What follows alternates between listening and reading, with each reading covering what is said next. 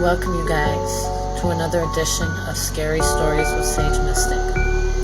This edition today, we're talking about a very special story. This was also one from my mother as well. And this story is about the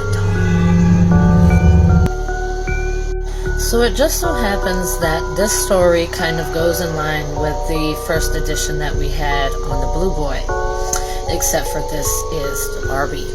Okay, but this was in the same area, the same time frame, and the same house. So all of these occurrences that I'm going to talk about, and another occurrence in another edition that I'm going to talk about, all are related to the same incident in the same house. Okay, so there definitely was a lot of residual phenomenon that went in on this house, and I speculate that it was a demonic energy, but that's on you guys to decide what you think it is. So getting into the story. So the story goes as my mother and aunt has always told in our family, because this is kind of a collective story that they all had a shared experience on. The doll was my aunt's. And for you guys who don't know, my aunt was the oldest child and my mother was the youngest girl. So my aunt's doll was a Barbie doll, and there was a lot of strange phenomenon that was happening with the doll to start off. First of all, my grandmother attempted to try to get rid of the doll, and the doll would keep coming back. So no matter how many times she threw away the doll would come back in the same Barbie case. And a lot of cases in the next morning, the other dolls were torn to pieces. And the only doll that would be still standing was this doll that they kept throwing out, because this strange phenomenon that was happening with it.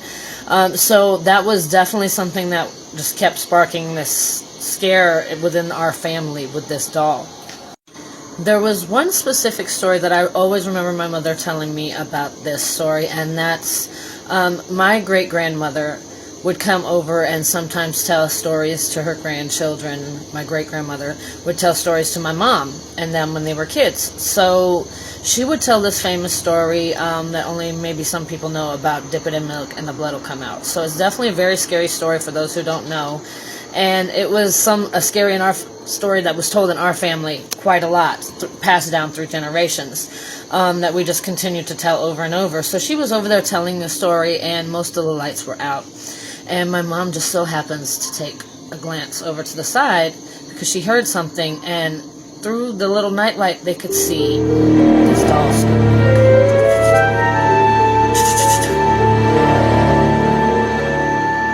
scared the living daylight out of them, because they already was telling this scary story. Haunted Barbie Imagine doll. seeing this Barbie.